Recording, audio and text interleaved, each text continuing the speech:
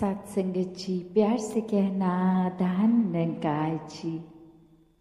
सत्संग में पिछले कुछ घंटों से सभी भाव जो वक्ता बोले, वो चाहे साधन कुछ भी रहा हो, भजन रूप हो, स्पीच रूप हो, कविता रूप हो, तो एक ही मकसद इस इंसानी जन्म का कि ये जीवन को जीने का तरीका क्या है।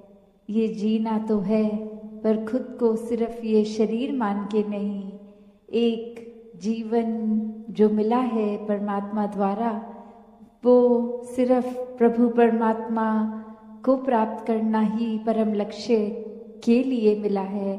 बाकी कामकाज और जो भी इस जीवन में जीते जी होता है, वो तो साथ साथ एक स्वाभाविक रूप में हो जाता है, पर ये आत्मा का कल्याण जीते जी ही इस ब्रह्म ज्ञान द्वारा इस परमात्मा को प्राप्त करके होता है।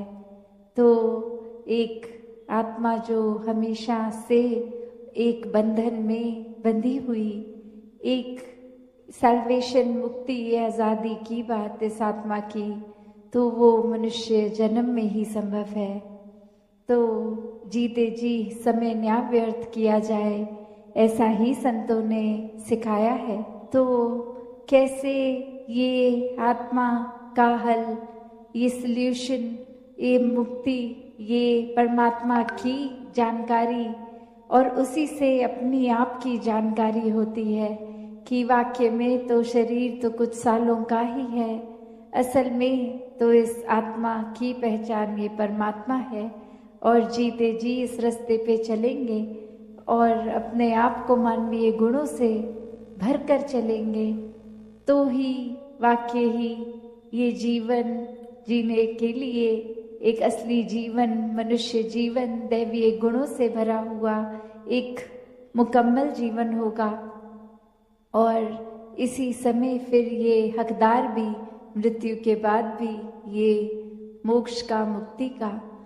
तो हर किसी ने हर समय पे यही मनुष्य को रास्ता दिया, जो आज भी संत दे रहे थे कि जीने को पूरा जीवन जो मिला है उसको कैसे जीना है। एक सिर्फ समय व्यर्थ करके या फिर एक किसी की नकल करते करते, जैसा वो कर रहे हैं, जैसा एक रिवाज, एक परंपरा, वैसा ही बिना समझे कारणों के करना है, या अपने जीवन को हर पल जीते जी वो कारण समझना है कि किस तरह जीवन खूबसूरत बनाया जाए, ये धरती खूबसूरत बनाई जाए। जिस समय हम इस धरती पे आए, ये धरती को जब छोड़ के जाएं, तो किस तरह उसको और सुंदर बना के जाना है।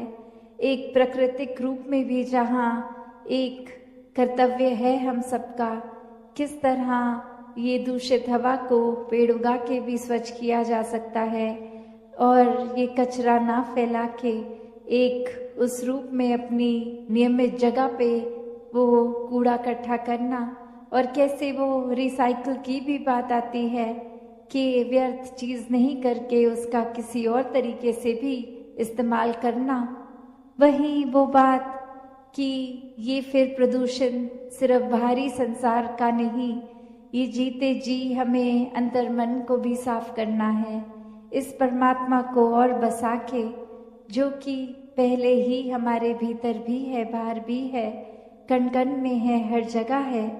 तो वही उदाहरण जो एक मृग का आता है कि एक खुशबू जो उसके अंदर ही होती है, वो मृग समझता नहीं, और जगह जगह एक जंगल में ढूंढते ढूंढते कि ये खुशबू कहाँ से आ रही है, वो खुशबू तक जाने में भटकता है, और असल में तो वो कस्तूरी की खुशबू उसके अंदर ही है, उसकी नाभि से ही आ रही है।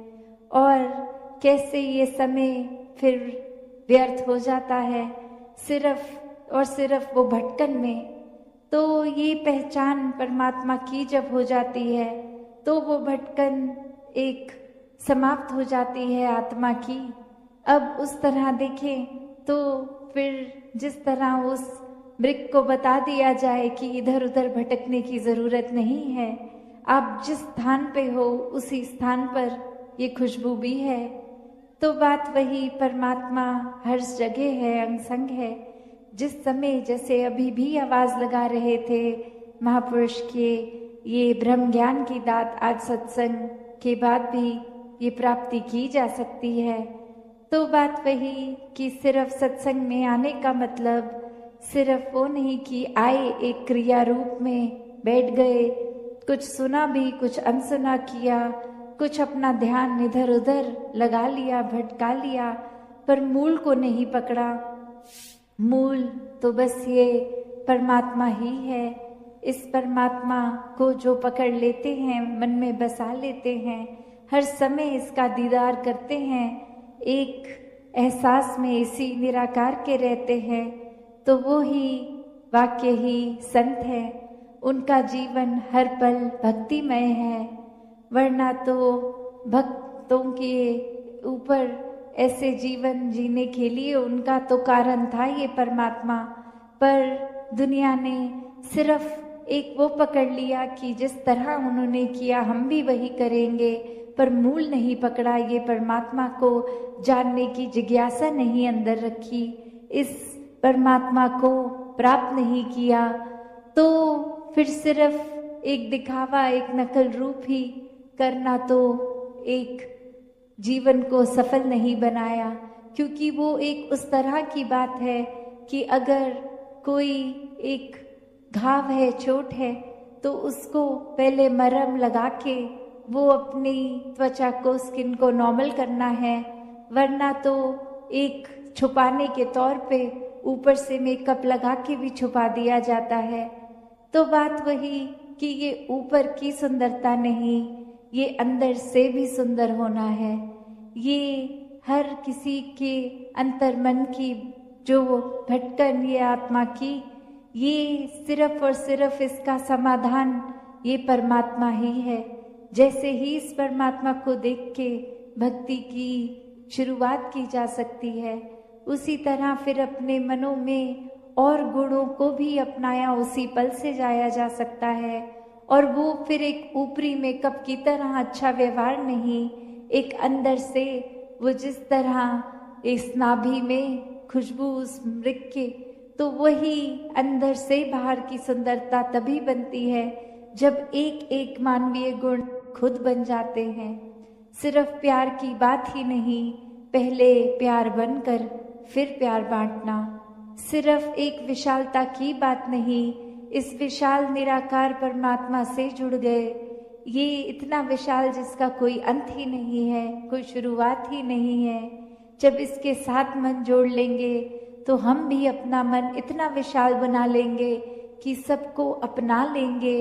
हर किसी की कमियां हो ना हो उससे फर्क नहीं, कि सब प्यारे हैं, सभी इस परमात्मा की संतान हैं। सब में यही एक परमात्मा का निवास, सभी प्यारे, सभी श्रेष्ठ। और कोई भी और फिर हम जो मानवीय गुण सोचे भी, वो स्वयं बनना बहुत ही आसान हो जाता है। सिर्फ इस परमात्मा के ऊपर अपने मन को टिकाकर वो गुण खुद ब खुद हमारे अंदर आ जाते हैं। तो ऐसा व्यवहार, ऐसा जीवन हर एक के जीवन में आना संभव है। सिर्फ और सिर्फ उसके लिए ये अपने अहंकार का त्याग करना जरूरी है। क्योंकि एक अहंकार आते ही जब ये लगता है कि हमको कोई क्या सिखाएगा, हमें तो पहले ही सब कुछ आता है, हम जिस रास्ते पे चल रहे हैं वो रास्ता ही सबसे ठीक है, और किसी के पॉइंट ऑफ व्यू, नजरिया, रास्ता तो कोई मायने ही नहीं रखता। एक हमसे ज्यादा बुद्धिमान कौन होगा, हमसे ज्यादा शारीरिक बल किसमें होगा, हमसे ज्यादा आकर्षित करने वाला अपनी बातों से एक भारी सुंदरता से कौन होगा। ऐसा करते करते अगर भाव ये अहंकार के ही हो मन में, तो फिर तो कोई क्या ही सीखेगा। जब लगेगा हमको सब कुछ आता है, तो दासी और समय ना लेके इन्हीं शब्दों से अरदास इस निराकार से कि सेवा, सुमिरन, सत्संग हर एक के जीवन में आए, ये भक्ति हर किसी की और मजबूत होती चली जाए। सत्संगत जी, धन निरंकार जी।